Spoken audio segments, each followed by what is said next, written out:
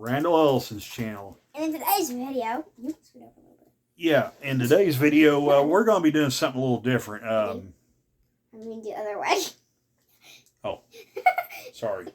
Okay, thank you. Anyways, I was saying in this video, we're going to do something a little different. We're not actually going to be reviewing a brand new piece. We're going to do something similar to what Dan Quarterpassy does on his channel. If you've ever seen his channel, he does these what they call retro reviews, where you take basically an older piece of model railroading equipment, yes, and review it. The Golden Gate Bridge. So basically what we're going to be taking a look at is not necessarily a new piece, but rather, how do I want to put this? Kind of a look back, kind of go through some of the details on. Now there is going to be some asterisk, if you want to put it on there when we do these reviews on these older engines. These locomotives or freight cars may have had changes happen to them as such. The couplers may change, in some cases the wheels change, and they may also have some other enhancements that weren't on the car or locomotive as it was delivered.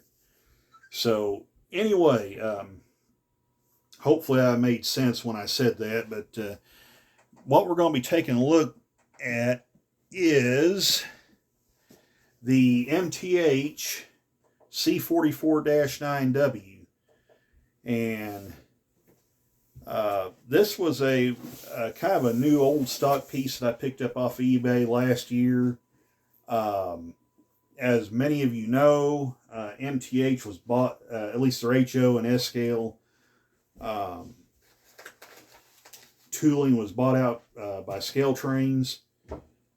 They purchased all that tooling, and now they are right now they're actually just now beginning to release some of that ex-MTH tooling. Just a little bit of breaking news in case you haven't heard it. It did appear in Model Railroad News, so if you read that magazine or have read some of the press releases, you probably already know this, but for those that don't, Scale Trains has already released, has already announced some of the freight cars from that tooling. I believe there's a caboose and about 4 or 5 freight cars that's going to be added to the Classics line. So that's going to be something to look forward to. That was kind of a big announcement there that we're finally getting some of the ex-MTH stuff being announced by Scale Trains. They have also announced their first S-scale cars from the ex-MTH line. We got a 2-bay hopper car and a box car announced from them. Those cars will basically represent the steam to diesel transition era, so they're not for some of you modern modelers,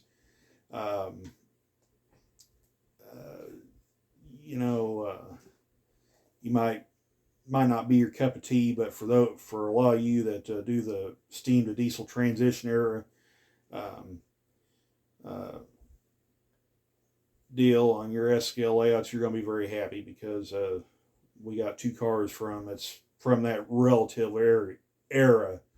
So I just wanted to throw that out there, but like I said, we're going to take a look at this -9, the X from the ex-MTH-9 as they were produced when they were still going. So we'll get this engine out. This is the box that they usually come in. You see it's a very nice looking box.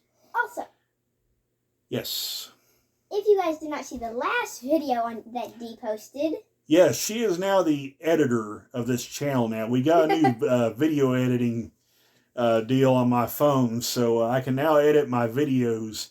So who knows what kind of madness is going to happen once we get this thing put out. So it's not. Be prepared for anything. That's what I'm going to say. I'm not the crazy one. She's the editor. I'm not the crazy engine. Yeah, I know. You just wait. Her and Caitlin's going to be the editors of this channel now. Enjoy the madness, folks. Oh, I have another challenge for you later. And don't forget, this channel is now sponsored by Kahat Airlines. Ow. They? Do you really? I just made that up, but that's a free plug for Anthony Dodge's channel.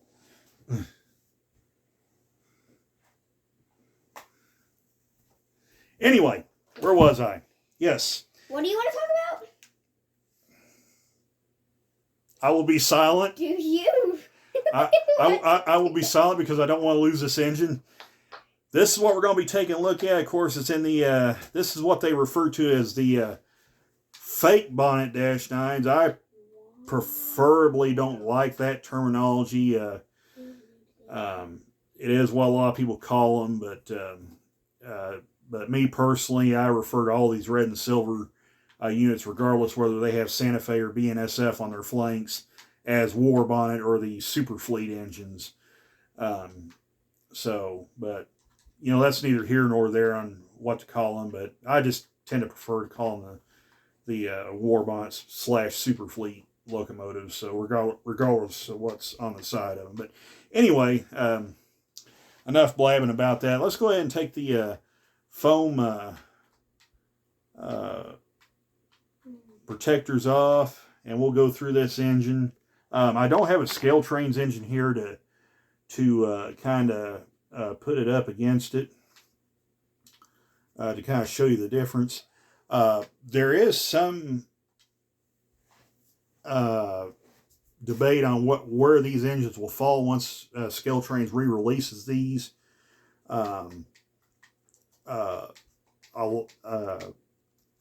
Shane Wilson did an interview in which he was stated as saying these could go to the operator line. However, he has also kind of hinted at a possible entirely new line where these XMTH engines will sit in, somewhere in between the operator and the rivet counter line. From the sounds of it, we're not going to get the first locomotive releases till about 2023, so we still have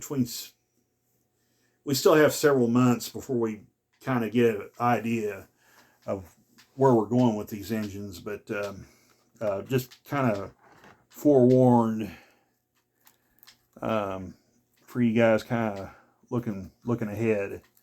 So we'll go ahead and get these foam handrail protectors on here, and as we go through this review, we'll kind of also talk about what may or may not happen with these engines as far as the present details versus what Scale Trains will probably wind up, what the final Scale Trains product will look like once they're done with, once they finally start releasing these engines to the public again.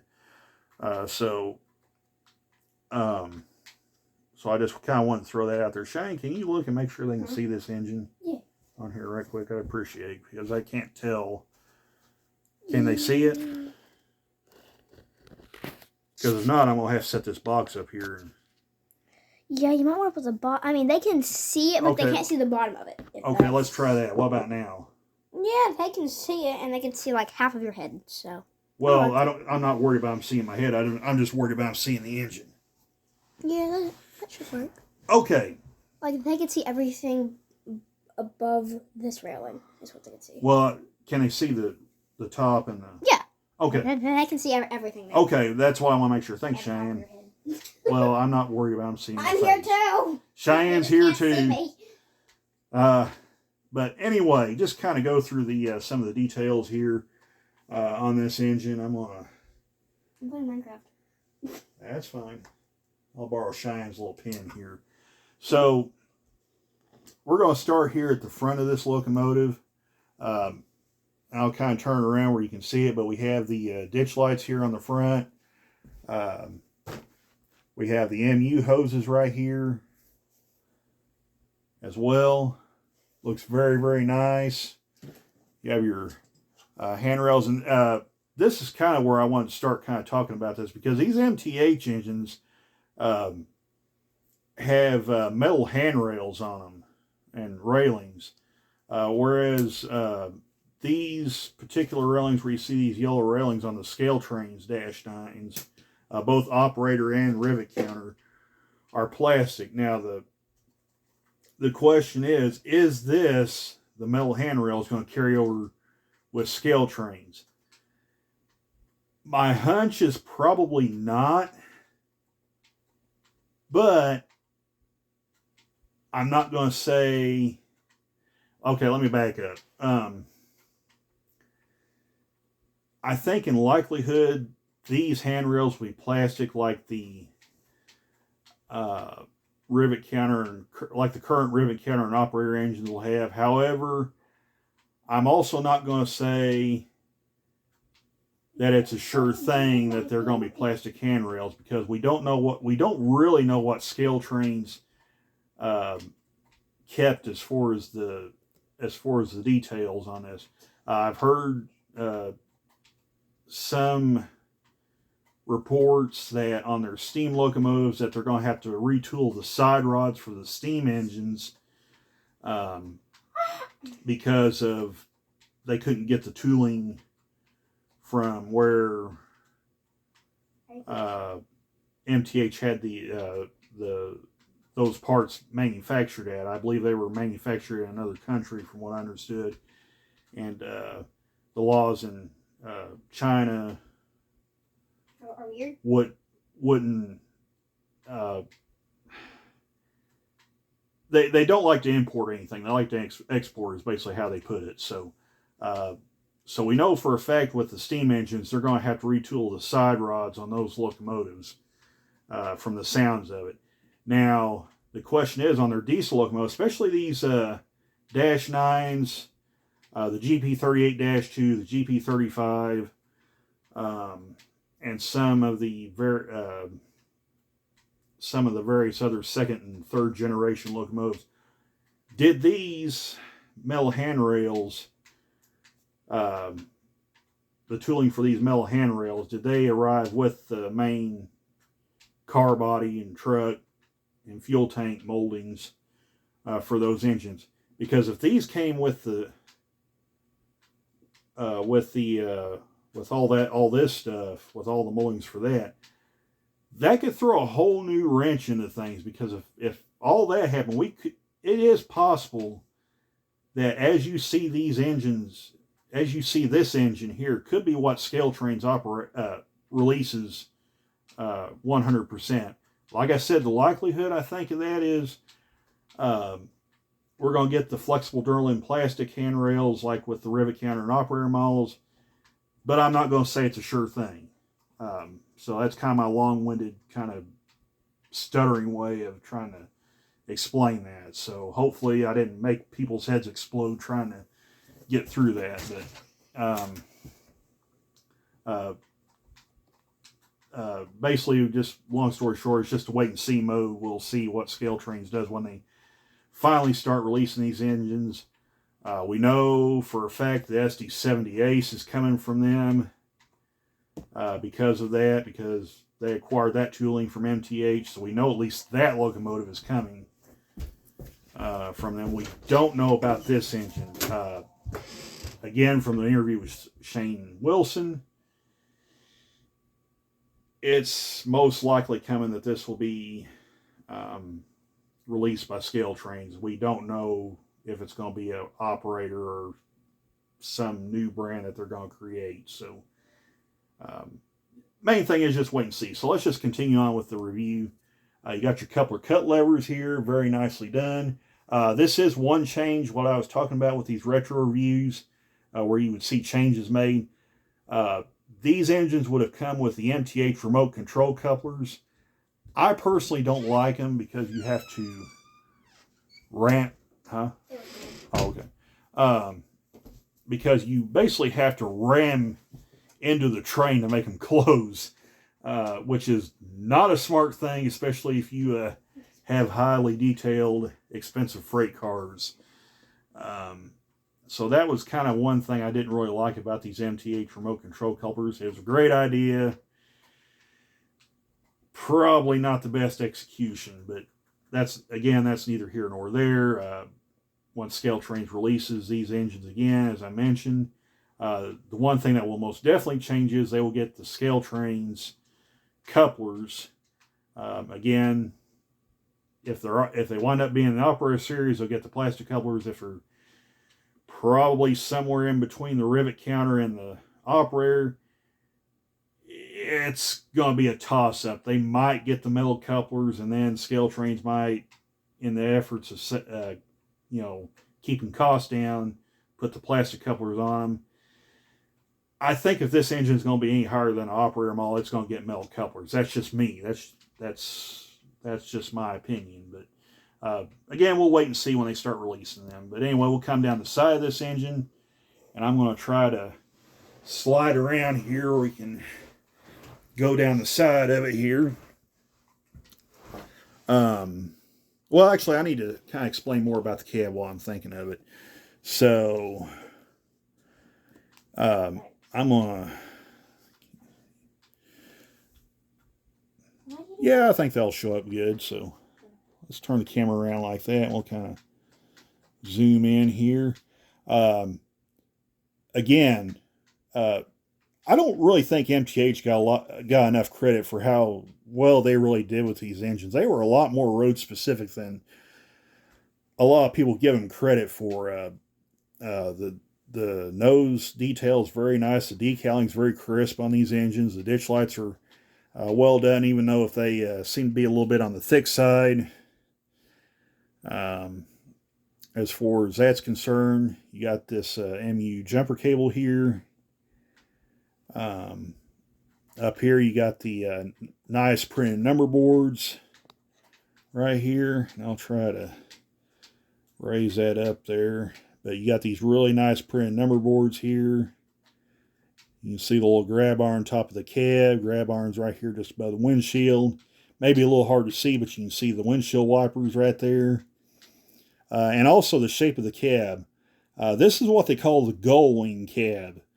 This is a Santa Fe and BNSF only option that appeared on the Dash 8s and Dash 9s. The Dash 840 CWs were the first to get this cab under Santa Fe. The Dash 9s got them. That continued on with BNSF up until the Gevos were released, and then they reverted back to the standard GE cab afterwards. So these Dash 9s were the only ones, the Dash 8s and the Dash 9s were the only ones to get this rather unique cab. So it's really, really a neat cab. Kind of gives them a little bit of personality, in my opinion. So it makes them look really, really so yeah. I think they look really, really neat. So, but anyway, MTH really did a nice job capturing the look. And of course, you can probably see right here, we got the sunshades right here. Might be a little more difficult to see that one right there, but there it is. And we'll come around to the side here. We'll take a trip down the side of this guy. Got your four-window, you got your cab here with the four windows. Looks very nice. Again, road number looks really, really nice. The war bonnet paint scheme looks really nice. This is really nicely done right here. Looks really good. This is not an easy paint scheme to replicate. I like this too, that they blackened out the dynamic brake grills here on the side. They didn't do it with this grill, but which, you know, it kind of would look cool if they'd done that, but hey, it still looks good, so still looks nicely done. Truck detail here is very, very nicely done as well. It does not have spinning bearing caps, unlike the Scale Trains rivet counter model, or even the Athearn Genesis 2.0. Both those models now have spinning bearing caps on them. Now, excuse me. Got the bell here. Got your fuel tank right here. Fuel filler neck right there looks very good. Got some lift rings right here. Here's your air horn right here. Depending on who you ask, this might not be 100% accurate, but it's still very nicely done here. Your exhaust stack right here. We'll come down the side to the rear here. Let you guys get a look at the rear of the engine. You got your brake wheel right here. Radiator details look very, very good here. No see-through grills on this engine, by the way, so even though they're very nicely done, have a lot of nice crisp molding, and Cheyenne gives us away, but like I said, the grill detail is very nice, looks good. Again, truck detail looks nice. You can see the little shock struts right here, brake cylinder, got some piping runs around down in there. It doesn't have the chain, but that's not really a deal breaker for me. I kind of prefer the operability of these engines. So, and of course, you got to look at the rear coupler, which I don't think I mentioned this, but earlier. But I swapped these out for KD158s. Took out the original MTH remote control couplers. And put metal KD158s, which you can do. Works very, very nice. Excuse me. And you can also look here on the rear of the fuel tank here, and you can see some piping right there. So let's kind of come down the side here, because I also want to show you this. You can also see some freestanding grab irons right there. Again, looks very, very nice. You can see them right there. Looks very good. And of course, there's your handrails. Again, metal handrails and stanchions. I may do a separate video on metal versus plastic. There's good and bad to both. But can we light them both on fire? You can, they might actually survive fire, believe it or not. But no, what could we do to see which one survives fire better? I would rather not do that, because we would know what would happen to the plastic around handrails with fire. Yes, they would essentially turn to liquid. So I don't think we want to do that, because handrails are excessively expensive, whether they're metal or plastic. But anyway, Cheyenne just likes to see stuff melt. Don't ask. But anyway, yeah, I might do a video on plastic versus metal handrails. Okay. What's the point in you doing a video like that if you can't abuse them? Come to the rear here. And again, very, very nice on the rear here. More MU cables. There's your jumper cable, your coupler cut lever, more grab irons right here. Again, decals look very good. Handrail, grab irons right here. Rear headlights, sand filler hatches right up here. So yeah, and of course, also you got spare knuckles. I don't know if you can see them or not. I'll zoom in on them. So yeah, there they are right there. There's your spare knuckle right there. Turn it around. There's a spare knuckle right there. So very, very nice. And for some reason, my camera is not wanting to cooperate with me, but all right, there we go. Okay, so there's that. We'll come down the other side, which will be the engineer's side of this engine. Again, looks very nice. Pretty much same story as the other side, except you got your air tanks here on this side. Truck detail is very nice. Step detail is very well done. I will kind of fly over this engine here in a little bit, but you can see some more piping running up under here. Right there, there's some piping there. I'll try to zoom in on that too, where you guys can get a look at that. You see some of the piping running around down there. Looks very, very good. Right there. up under there. There's a little closer look at the steps. Of course, you got your decals right here. There's your GE decal. You got the -9 44-9W. Again, looks very nice. There's a look at those front steps and the ditch light housings. Again, a little bit thick, but you know, nothing too out of control there. So it looks good. And we'll come up there. You can see some of the warning labeling here on the side. While we're zoomed in. Let's take a flight over the top of this thing. Let you guys get a look at it here. Step detail is very nice right here as well. Kind of got see-through steps here. Looks very, very good. Right there. Of course, no etched metal walkway tread though, but you know, it still looks really good. So sorry about that. I'm kind of making you guys car sick, but we'll fly over this guy here. Let you get a better look at the top. Of course, you can see the sand filler hitch right there on the end. So overall, MTH really did a nice job with this engine. I have complete 100% faith that Scale Trains is going to do very well with these engines, especially the 78s once they get their motors and the ESU Look Sound 5, because that was kind of the one thing that plagued these MTH engines. It was their electronics.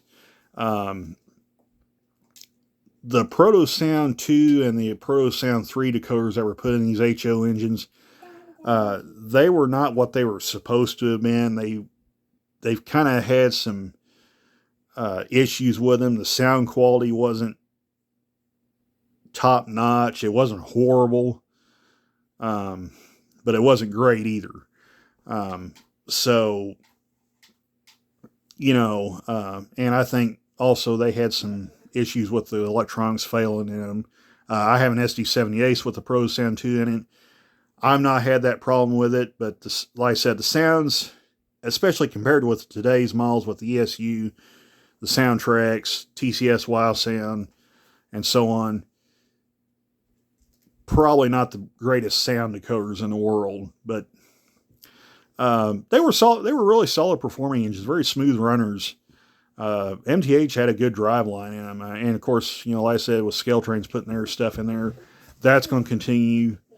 They're going to be very smooth performers. So yeah, I have faith that Scale Train is going to do these engines right. I think they're in good hands. The tooling is. So anyway, I just kind of wanted to go through this retro review. If you'd like to see more retro reviews, I have this thing to do. I'll be right back. Be sure to drop it in the comment. If there's a retro review that you want to see of an engine that I have had for quite some time, drop it in the comment section and we might pull it out and do a review on that engine. Also, I have some older locomotives, so don't forget that D is now on TikTok. That's right. I forgot to mention. You can now follow me on TikTok. I don't have videos yet on TikTok. Cheyenne's got some more challenges for me. But yeah,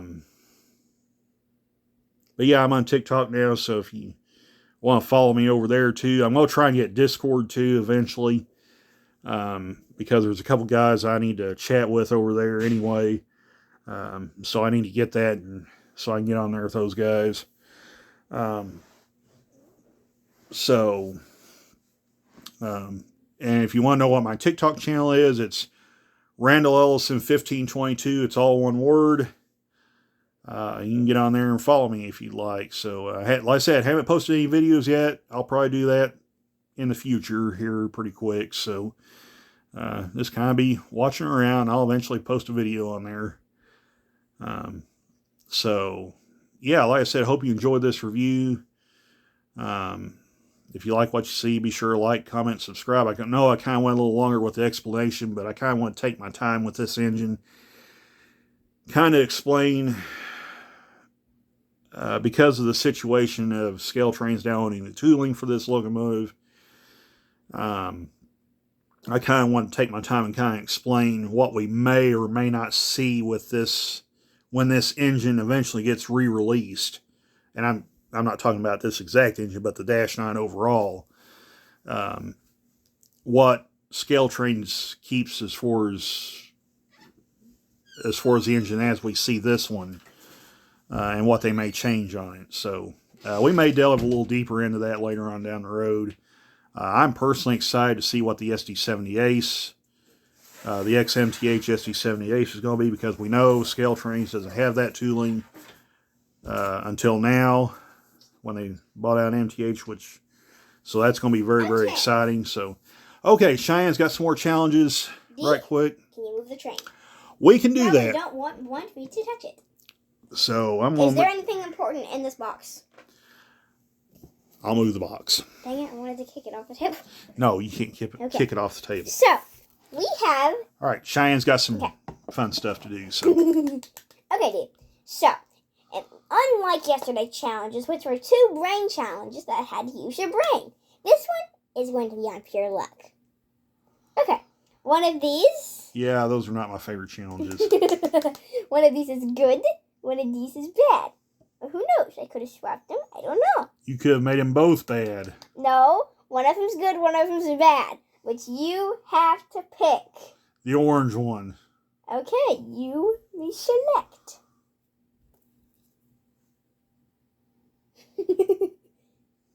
This isn't going to kill me, is it? No, Dave, it's just a drink. You get the reaction. Fruit juice. See, I'm not gonna poison you. Do you want to try the other one? No, I don't want to try the other one because I'm pretty sure it's pickle juice or something like that. How did you know? Cheyenne, I've known you too long. I couldn't find anything else disgusting unless you wanted banana pepper juice. Yeah, I'm pretty sure I don't want that either. So, okay. Okay. The next one. So luck was on my side that time. Okay. The next one is a food that you have probably tried before, or that you have probably not tried before. You are going to either say A or B. Up to you. A. And you have chosen this. Oh, cool. Watermelon. Okay, kind of. It's a bubble fruit. Bubble fruit. It's bubbles. You see the little bubbles in there because they're in there. Okay, well, he says bubble fruit. The other option was a Twix. Oh, okay. It just was shot my blood sugar up, that's all.